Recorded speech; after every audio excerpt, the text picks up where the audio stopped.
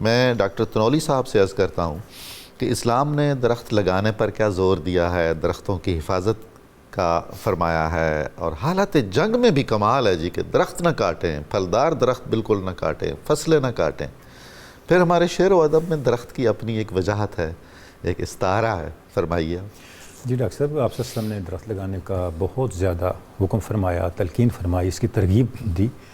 آپ نے ارشاد فرمایا کہ انسان جب اس دنیا سے جاتا ہے تو اس کا سارا معاملہ ختم ہو جاتا ہے عمل کا، سوائے ان اعمال کے جو صدقہ جاریہ کے زمرے میں آتے ہیں۔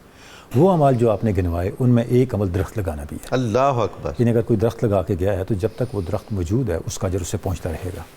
کتنی ہی احادیث ہیں سیاستہ کے اندر جن کا مفہوم یہ ہے کہ جب کوئی شخص درخت لگاتا ہے، جب تک اس درخت کا پھل چرند اور پرند کھاتے رہتے ہیں، جانور کھاتے رہتے ہیں، اس کی نیکیوں میں اضافہ ہوتا ہے، اس کی نیکیوں میں اضافہ ہوتا رہتا ہے۔ گویا درخت لگانا ایک عمل نہیں ہے بلکہ اجر کا ایک مسلسل سلسلہ ہے، صدقہ جاریہ ہے۔ اچھا، اس کی دوسری جہت کو دیکھیں کہ درخت جہاں لگے ہوئے ہوں، قرآن مجید نے جو فساد ہے، فساد پھیلانے والے کا جو کریکٹر ہے اس کا ایک حصہ یہ ہے کہ وہ درختوں کو اجاڑتا ہے، واہ، فصلوں کو اجاڑتا ہے۔ وہ جو فساد فی الارض ہے اس کی ایک قسم یہ بھی ہے، اس کی ایک قسم یعنی وہ انسانیت کا قتل کرتا ہے، فحاشی پھیلاتا ہے، برے اعمال پھیلاتا ہے اور درختوں اور فصلوں کو تباہ کرتا ہے۔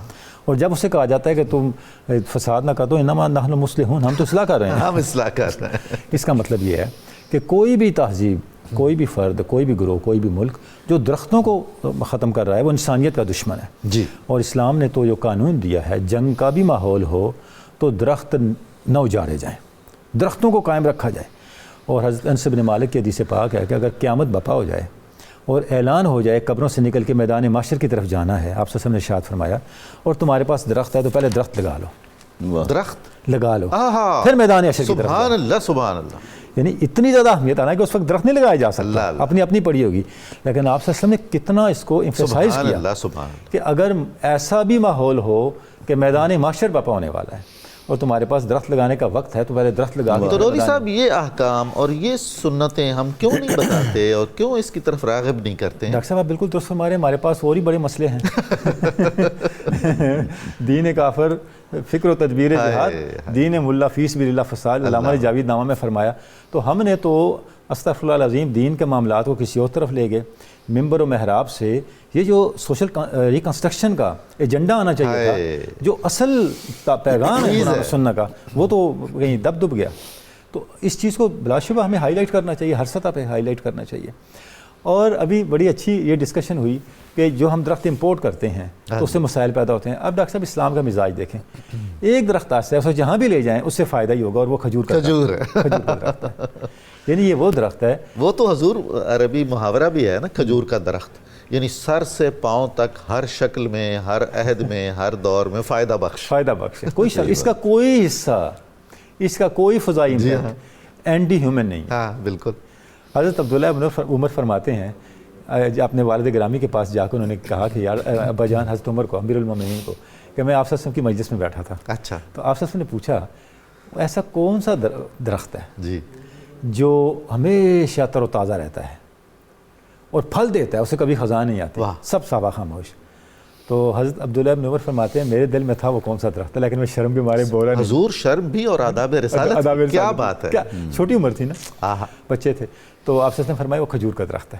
تو پھر آپ نے مثال دی کہ بندہ مومن کی مثال کھجور کے درخت جیسی ہے، اور اس کے جو اعمال صالحہ ہیں ان کی مثال کھجور کے درخت جیسی ہے۔ ڈاکٹر صاحب یہ سدرا کیا چیز ہے؟ ڈاکٹر صاحب دیکھیں، سدرا بھی جو ہے ایک بیری کا درخت ہے، اچھا، جو عالم بالا اور ان آسمانوں کے درمیان ہے۔ اچھا۔ اور آپ صلی اللہ علیہ وسلم جب معراج پہ تشریف لے گئے تو سدرا وہ حد فاصل ہے جہاں سے آگے صرف حضور جا سکتے ہیں۔ اچھا، معلومہ دنیا اور عالم بالا جو ہے اس سے اگلی دنیا جو ہے اس کے درمیان وہ حد فاصل ہے جس سے آگے گر یک سرم و برتر پرم فروغ تجلی بصورت پرم، حالی سعدی نے کہا۔ طور پر کہاں سے آواز آئی؟ اچھا سبحان اللہ۔ اب دیکھیں یہ درختوں کی روحانی جہت سدرا ہو گیا۔ اچھا قرآن شریف کو دیکھیں ڈاکٹر صاحب، والتین والزیتون، سبحان اللہ، یعنی کہ سورہ النحل، کتنی صورتیں جن کا نام آپ کو درختوں کے نام پہ ملتا ہے۔ بالکل۔ تو یہ درختوں کی کتنی زیادہ اہمیت ہے۔ اور یہ جو طور کا آپ نے ذکر کیا کہ وہاں بھی ایک درخت تھا، زیتون کا درخت، جس سے آواز آئی سبحان اللہ، میں تیرا رب ہوں، یعنی موسیٰ علیہ السلام لینے آگ گئے اور اثر نور تک جا پہنچے اور انسانیت کے لیے نور لے کے وہاں سے یعنی نور الہی اور کلام الہی کا ظہور سبحان اللہ درخت کے ذریعے درخت کے ذریعے سے اللہ رب العزت نے وہ ایک کیا. اس سے بھی درخت کی اہمیت کا ڈاکٹر صاحب پتہ چلتا ہے. اب چونکہ درخت کی روحانی جہت شروع ہو گئی تو ڈاکٹر صاحب آج کی جو سائنٹیفک ڈیولپمنٹس ہیں وہ بھی ہمیں بتاتی ہیں کہ درخت جو ہیں وہ ایک خاص چیز ایمٹ کرتے ہیں جسے کہتے ہیں بایوجینک وولٹائل آرگینک کمپاؤنڈس. اچھا. یہ خاص طرح کی ویوز کی طرح ایمٹ ہوتے ہیں ان سے درختوں سے. جب یہ ایمٹ ہوتے ہیں تو ان کا ماحول پہ اتنا بڑا اثر ہے. یہ جو بادل بنتے ہیں بننے میں ان کا اثر ہے.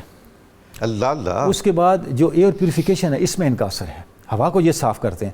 اور ایک اور بڑا امپارٹنٹ جو امپیکٹ اس ایمیشن کے ذریعے درخت کریٹ کرتے ہیں وہ یہ ہے وہ دوسرے درختوں کو تکلیف دینے والے انسیکٹس کے بارے میں میسیج بھی کمیونیکیٹ کرتے ہیں. اللہ کمال ہے. اچھا اب یہاں سے آگے پھر ایکو اسپریچولیٹی شروع ہو جاتی ہے. ایک نیا سبجیکٹ انٹروڈیوس ہو رہا ہے دنیا میں جس کو ایکو اسپریچولیٹی کہتے ہیں کہ ماحولیات کی بھی ایک روحانیت ہوتی ہے. سبحان اللہ. سبحان. اب ماحولیات کے تقدس کو کبھی نظر انداز نہ کریں اور وہ اس کا پہلا پرنسپل کیا ہے کہ آپ درختوں کا احترام کریں. کیا بات. درختوں کے ادب کا لحاظ رکھیں. کمال. اور اس کا آغاز ہوتا اسلام سے. وہ آپ صلی اللہ علیہ وسلم نے جب حقوق بیان کیے تو درختوں کے حقوق بیان کیے جی کہ درختوں کو اہمیت دینی ہے, درختوں کو ضائع نہیں کرنا اور درختوں کے اوپر کوئی ایسا عمل نہیں کرنا جس سے وہ نقصان کا باعث بنے.